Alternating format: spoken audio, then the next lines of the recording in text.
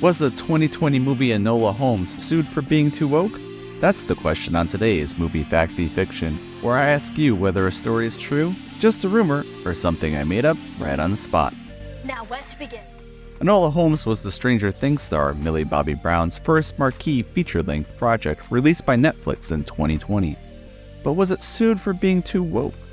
Before you get out your internet pitchforks, let's take a look at who was reported as trying to sue and why. But first, some history. Shall we? Sherlock Holmes was created by Arthur Conan Doyle in 1887. That was a long time ago, meaning that Sherlock is actually no longer covered under US copyright law. Anyone can use the character or elements from their world and their media, which is exactly what author Nancy Springer did in 2006 with the creation of Sherlock's previously non-existent younger sister, Enola. Enola. You may have heard of several other cases of famous characters entering what's known as the public domain recently, such as Winnie the Pooh in 2022, and even the big mouse himself, Mickey, and just recently as the beginning of 2024. But there is a catch. You see, later iterations of earlier original characters can have their own copyright protections. So while you may be able to release a Steamboat Willie horror movie featuring Mickey as the main killer, put red shorts on him and you're getting sued. For my next trick, I'm gonna make all of them disappear! Enter the estate of the late Arthur Conan Doyle, who prior to the release of Netflix's live-action Enola, reportedly tried to sue for copyright infringement.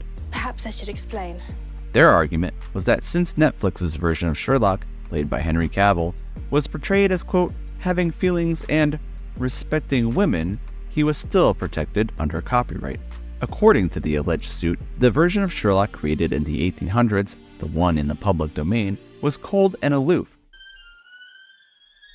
But in the 1920s, the character began to change and develop human connection and empathy, Get that damn dog out of my house. express emotion, and respect women. She seems intelligent.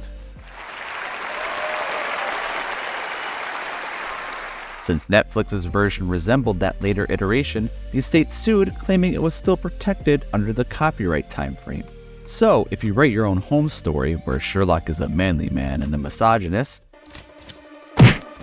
you're in the clear. But if you write a sensitive Sherlock who calls himself a male feminist and shouts "Yas Queen," sued. Your bottom was always bare.